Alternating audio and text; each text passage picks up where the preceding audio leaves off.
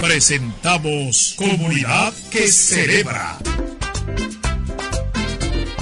Para conocer los principios, contenidos y significados de la liturgia católica, procurando su mejor comprensión, vivencia y participación por parte de los fieles católicos. Comunidad que Celebra.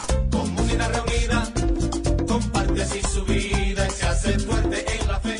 Muy buenas tardes, queridos hermanos y hermanas en Cristo. Les damos la bienvenida a este su programa de formación espiritual y litúrgica, Comunidad que Celebra, transmitido por Radio Enriquillo, la Amiga del Sur, 93.7 FM. Y como cada martes les acompaña su hermano diácono Isván Osmar Félix Gómez.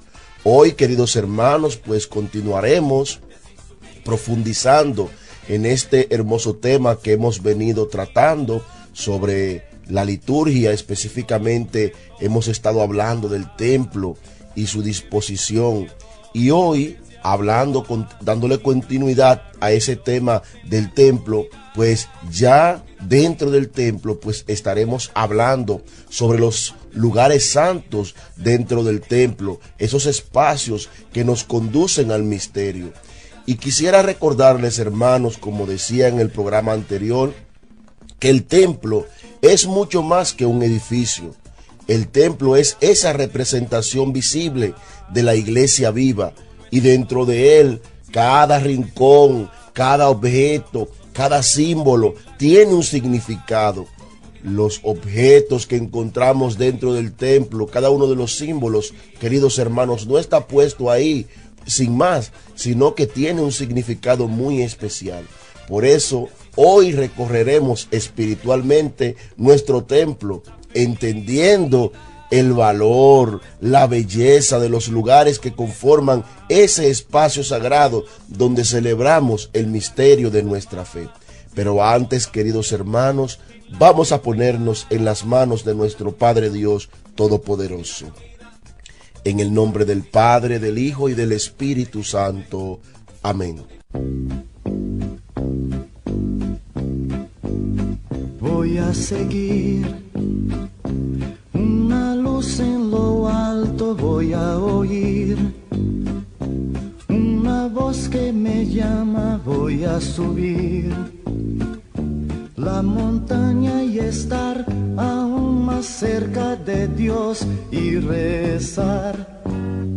Voy a gritar y este mundo me oirá y me seguirá. Todo este camino y ayudará a mostrar cómo es este grito de amor y de fe. Voy a pedir que las estrellas no paren de brillar, que los niños no dejen de sonreír, que los hombres jamás se olviden de agradecer. Por eso digo, te agradezco, Señor, un día más. Te agradezco, Señor, que puedo ver. Señor Jesús, tú que hiciste de tu iglesia un templo vivo donde habita tu espíritu, enséñanos a contemplar la belleza de los lugares santos donde nos reunimos a celebrar tu amor, pero ayúdanos a comprender el misterio, a la trascendencia que cada uno de esos espacios nos llevan. Que comprendamos que todo en la liturgia tiene un sentido y que cada piedra, cada gesto, cada símbolo, cada signo nos conducen a ti, fuente y culmen de toda santidad. Tú que vives y reinas por los siglos de los siglos. Amén. Bien, queridos hermanos, pues, como decía al inicio, el templo cristiano no es solo un lugar de reunión, sino es una expresión de la fe del pueblo de Dios. El templo es un espacio simbólico donde todo absolutamente está ordenado para ayudarnos a vivir ese encuentro con Cristo. La liturgia, queridos hermanos, al celebrarse en un lugar físico, necesita de signos visibles que nos introduzcan a los misterios invisibles. Por eso, cuando nosotros entramos a un templo, pues miramos en el templo que hay mucha simbología. El templo está lleno de símbolos, de signos, de espacios, de lugares, queridos hermanos, que uno podría pensar, bueno, pero ¿por qué está esto acá? ¿Y por qué está esto allá? No, queridos hermanos, todos los lugares en el templo tienen un significado especial. Por eso, el documento Sacrosanctum Concilium del Vaticano II, que es el documento dedicado a la Sagrada Liturgia, nos recuerda que la liturgia es ese ejercicio del sacerdocio de Cristo, en el que mediante signos sensibles se realiza esa santificación del hombre. Esto lo dice la Sacrosanctum Concilium número 7. Recordemos cuando recibíamos la catequesis para los sacramentos, cuando hacíamos la catequesis, por ejemplo, para la confirmación, la primera comunión, que se nos decía que los sacramentos eran esos signos sensibles que nos concedían la gracia santificante. Entonces, todos los signos que encontramos dentro de un templo son esos también signos sensibles que nos van llevando a realidades trascendentes. Por esto, el templo y cada uno de sus lugares, queridos hermanos, pues nos ayudan a experimentar con los sentidos, con el alma, con el corazón, esa presencia viva de Dios en medio de nosotros. El Señor se hace presente donde hay dos o más reunidos en su nombre, pero Él está presente de una manera especial en su templo, en el lugar sagrado, dispuesto para adorarlo y para rendirle culto a Él. Por eso, queridos hermanos, todo en la liturgia tiene un significado muy especial. Por ejemplo, cuando nosotros vamos a la Eucaristía, nosotros vemos que al iniciar la Eucaristía, los ministros, conjuntamente con el sacerdote que preside, entran desde atrás hacia adelante, entran en procesión. Y por eso la liturgia eucarística comienza con una procesión. Y esa procesión no es un simple caminar, queridos hermanos, hacia el altar. Cuando nosotros vamos de nuestra casa al templo, también hacemos una especie de peregrinación. Y no es una peregrinación simple. ¿Por qué? Porque esta peregrinación no es simplemente caminar hacia el templo. La procesión de entrada no simplemente es que los ministros y sacerdotes caminen elegantemente hacia el altar. No, esta procesión es una imagen, queridos hermanos, de nuestra peregrinación hacia la Jerusalén celestial. Cuando nosotros nos disponemos a entrar al templo, a caminar hacia el templo, queridos hermanos, nosotros estamos haciendo una procesión de entrada hacia esa Jerusalén celestial. Cuando vamos de camino al templo, vamos de camino hacia Jerusalén, hacia el templo, a encontrarnos con el Señor. Así como el pueblo de Israel caminaba en el desierto hacia la tierra prometida, también nosotros caminamos juntos como comunidad hacia el encuentro definitivo con Cristo. Así como todos los israelitas tenían que ir cada año a Jerusalén al templo, así nosotros, queridos hermanos, caminamos cada día constantemente hacia el templo del Señor. Por eso, cuando el sacerdote y los ministros entran llevando la cruz al frente, el incienso, las luces, con los cantos, toda la asamblea camina con ellos espiritualmente hacia el altar, que es la misma representación de Cristo. Queridos hermanos, Todos caminamos juntos espiritualmente hacia allá. Aún ahí sentado en el banco, sentada en el banco donde estás, en la silla donde te sientas en el templo, también tú vas caminando hacia Jerusalén. De hecho, ya caminaste a Jerusalén con el mero hecho de venir desde tu casa al templo, ya has caminado. Por eso decimos hoy, como decía Isaías, subamos al monte del Señor, a la casa del Dios de Jacob. Vamos a escuchar una canción y en breve volvemos.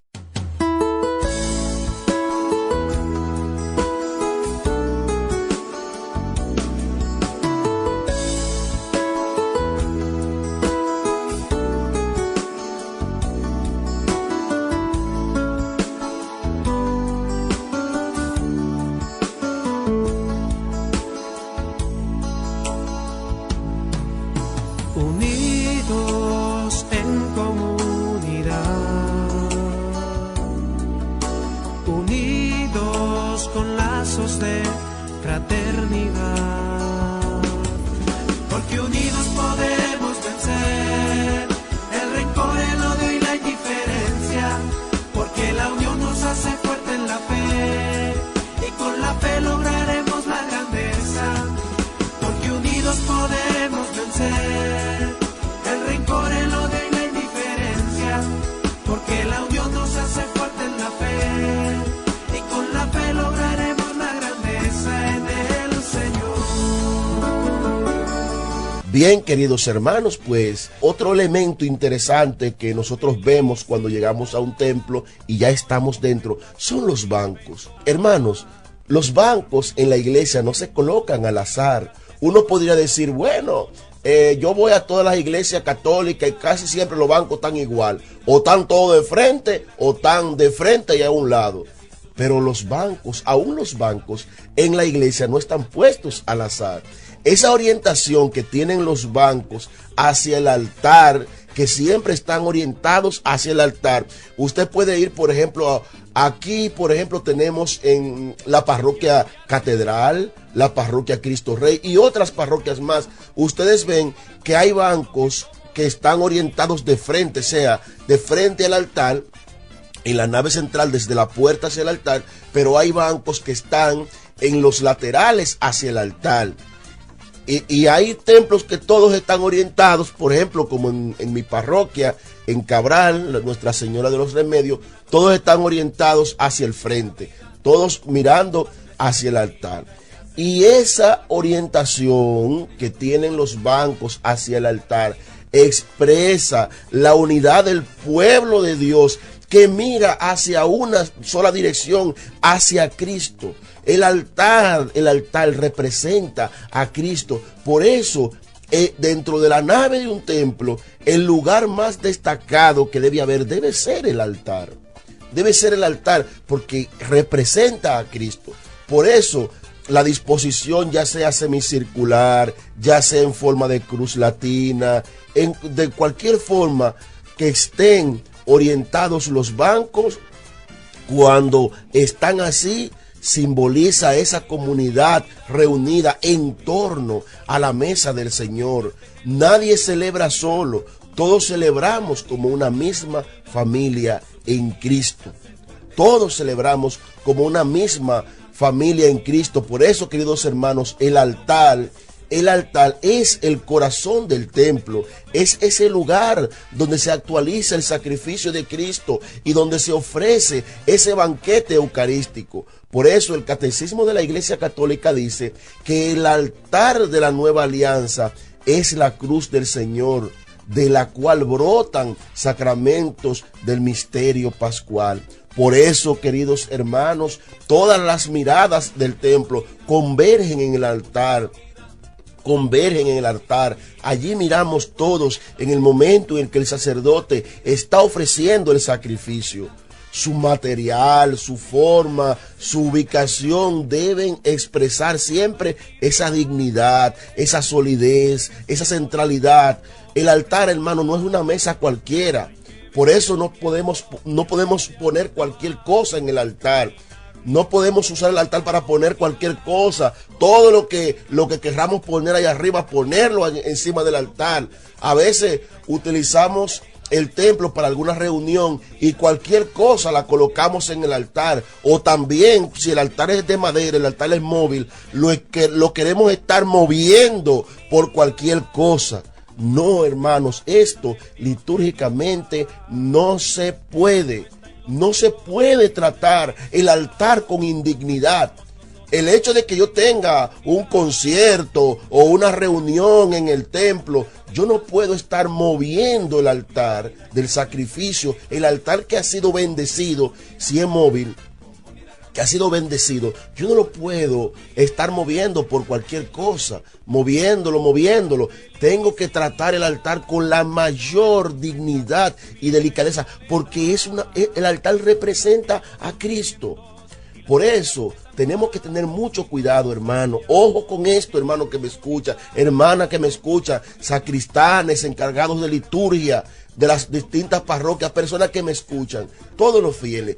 Tengamos mucho cuidado con el trato que nosotros le damos al altar. Cuidado con eso. Como he dicho, el altar no es una mesa cualquiera, es signo visible de Cristo que se entrega. Queridos hermanos, por eso el altar siempre debe estar revestido, el altar siempre debe estar decorado.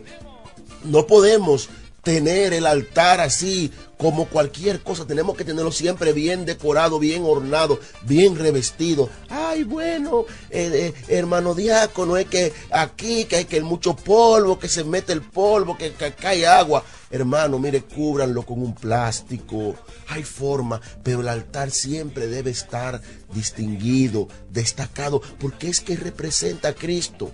Y el altar siempre debe estar cubierto con un mantel blanco, según la instrucción del general del misal romano en el número 304. ¿Por qué? Porque además de que representa a Cristo, es un signo de pureza, de alegría pascual y de gloria del resucitado. En muchos lugares está difundido y se piensa que si, por ejemplo, estamos en Adviento, al altar hay que ponerle por encima un mantel totalmente morado. Si estamos en el tiempo ordinario, como ahora, al altar hay que ponerle un mantel totalmente verde. No, hermanos, no es correcto. El altar siempre, la parte de arriba del altar siempre debe estar cubierta con un mantel blanco. Ahora, se puede el mantel colocarle algunos detalles propios del tiempo, una cruz verde, morada, roja, o por ejemplo poner debajo un mantel, podría ser del color del tiempo, pero siempre el mantel de arriba tiene que ser blanco, porque aunque estemos en Cuaresma, aunque estemos en Adviento, el altar debe significar esa pureza, esa alegría pascual y la gloria de Cristo resucitado. Vamos a escuchar otra canción y en breve volvemos. Esta mañana, una vez más, vuelvo a rezar y a pedirte tu luz, porque jamás sé caminar. Bien, queridos hermanos, otros lugares que nos encontramos en el templo y que parecen ser lugares comunes, pero no son lugares comunes. Por ejemplo, el presbiterio. Nosotros encontramos en el presbiterio, encontramos sillas. Normalmente en algunos lugares, por ejemplo, como en la catedral y en otros lugares, ya hay una sede pues preparada, un espacio bien distinguido para eso. Pero, por ejemplo, en algunas parroquias encontramos sillas que muchas veces nosotros las tenemos en la casa, en los muebles, en el comedor. Pero, queridos hermanos, aunque tenga elementos propios que utilizamos a diario, por el hecho de estar en el templo, pues tienen otra significación. Por eso el presbiterio es ese espacio donde se desarrollan las acciones principales de la liturgia. Allí se encuentra el altar, el ambón y la sede presidencial. Y su elevación respecto a la nave no es, queridos hermanos, para separar. Es decir, vemos el presbiterio que está un poquito más elevado, un poquito más alto en la mayoría de los templos que los fieles, es decir, un poquito más elevado. No es para crear diferencia ni para distinguir ni porque los ministros sagrados son, por ejemplo, son más que los fieles. Todos somos cristianos que estamos peregrinando. Obviamente que el que preside, el ministro ordenado, el ministro sagrado, pues tiene una diferencia sacramentalmente hablando, a diferencia de los fieles, porque es un ministro sagrado que está destinado para ministrar en el altar, pero su elevación respecto a la nave no es para separar, sino para hacer visible, más visible, esa acción sagrada que allí se realiza. Por ejemplo, cuando el presbítero, el obispo está presidiendo la celebración, está en una acción sagrada, y él como el que preside, que está ahí en persona a Cristo y representando a Cristo, que es cabeza de la iglesia, pues tiene que destacarse porque está ejerciendo una acción sagrada. Por ejemplo, cuando vamos a la catedral, que vemos las liturgias que son presididas por nuestro obispo, vemos que la sede del obispo es una sede que se distingue a las demás sedes que están lateralmente, los asientos laterales en la catedral, porque debe distinguirse la persona del obispo que preside al pueblo como su pastor, que lo preside como su pastor y que está presidiendo. Y debe notarse de los demás sacerdotes la presencia del obispo, porque él está ejerciendo ahí una acción sagrada, queridos hermanos. También cuando nuestros párrocos presiden en nuestras parroquias, debe distinguirse porque está ejerciendo una acción sagrada. Por eso nos dice el ceremonial de los obispos en el número 48, el presbiterio debe expresar claramente el lugar del altar y de la sede del presidente, de modo que se vea relación entre ambos, es decir, que debe estar destacado. También otros lugares, que son lugares teológicos también, que encontramos en el templo, en el presbiterio, es el atril y el ambón. El ambón es el lugar donde se proclama la palabra de Dios. No es un simple podium, es la mesa de la palabra. Y es tan importante el ambón como el altar. Obviamente el altar tiene una importancia más elevada, pero es un lugar muy importante. Por eso el ambón no es para guardar los ambones debajo, que tienen espacio para guardar todas las cosas y papeles y usarlo de depósito, hermano. No, es un lugar sagrado y debe dársele la dignidad que tiene. Y el ambón es exclusivamente, hermanos, el ambón es exclusivamente para proclamar, para leer la palabra de Dios. Ahí el ambón no es para dar avisos. Los avisos deben darse desde el atril o desde el lugar donde se está sentado. Usted se para al frente y da el aviso, pero el ambón es exclusivamente para la proclamación de la palabra de Dios y también para la predicación del sacerdote. El atril, entonces, es el lugar, una especie de ambón, pero más pequeño, que no tiene que estar en el presbiterio necesariamente, se puede ubicar en un espacio del templo. Entonces, ahí sí es para moniciones, para hacer cualquier tipo de aviso y demás. Pero es el lugar, el ambón, exclusivo para la predicación de la palabra de Dios. Ya también en el templo encontramos otros lugares, por ejemplo, como la pila bautismal. En algunos templos el bautisterio está fuera del templo y es el lugar donde comienza la vida cristiana. Cuando somos bautizados, allí nacemos a la fe, morimos al pecado y renacemos a Cristo. Por eso suele colocarse en los templos antiguos, está ubicado en la entrada del templo. Usted va a la mayoría de los templos de la zona colonial, los templos antiguos que se conservan igual, y usted lo va a encontrar en la puerta.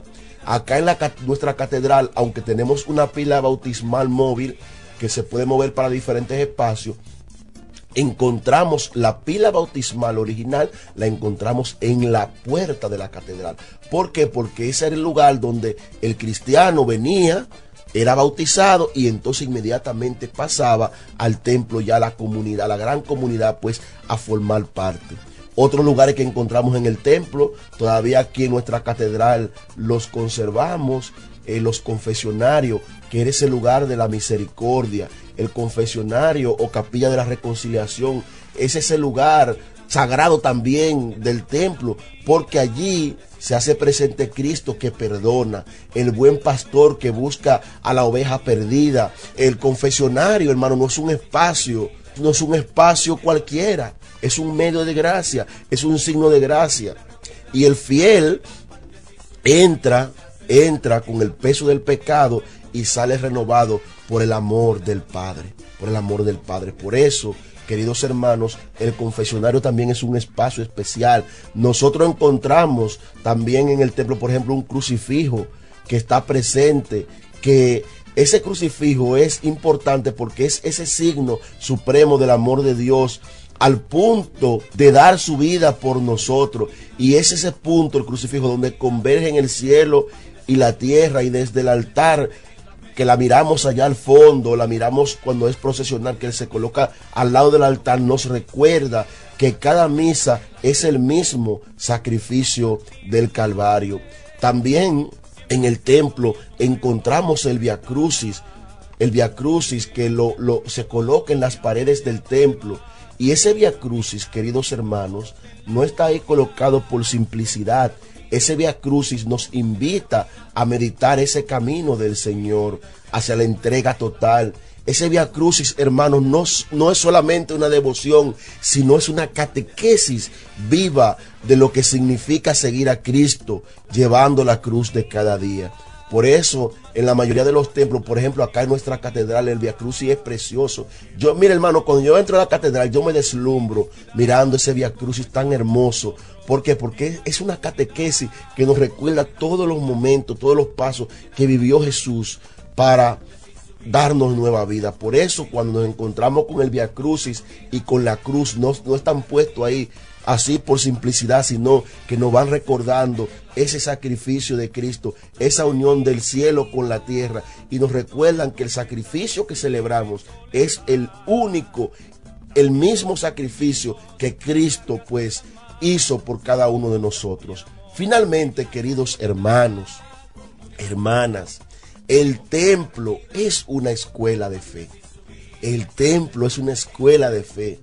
En él nosotros aprendemos con los ojos, aprendemos con los sentidos, pero lo más importante es que aprendamos con el corazón. ¿Por qué? Porque cada lugar, cada símbolo, cada sonido, cada espacio del templo nos habla de ese misterio de Dios que quiere habitar entre nosotros. Hermanos, cuando comprendemos el valor de estos espacios, dejamos de ser simples asistentes para convertirnos en verdaderos practicantes de ese misterio sagrado y celebrado. Por eso, cuando nosotros aprendemos a entender, a interpretar todo esto, pues entonces nosotros estaremos dispuestos para entender y deslumbrarnos, asombrarnos con el misterio de Cristo que está presente en el lugar más extraordinario, más espléndido que podamos encontrar en el templo, que es el sagrario. Allí en el sagrario, donde Él nos mira y nosotros lo miramos. Allí donde Él está eterna y perpetuamente presente en la especie de pan y vino. Por eso, hermano, cuando nosotros comprendemos todo esto, estamos dispuestos para entrar en ese lugar santo, en ese lugar santísimo que es el sagrario, donde Cristo está presente en cuerpo, sangre, alma y divinidad. Por eso, hermanos, cada vez que vayamos al templo, hagámoslo con entrega, hagámoslo con amor, hagámoslo con devoción, hagámoslo no entrando a cualquier lugar, sino sabiendo que inmediatamente entremos allí, estamos en un contacto puro, pleno con la divinidad. Que el Señor Todopoderoso nos bendiga y nos ayude a comprender este gran misterio. Y la bendición de Dios Todopoderoso, Padre, Hijo y Espíritu Santo, descienda sobre ustedes y les acompañe siempre. Bendiciones y hasta la próxima semana.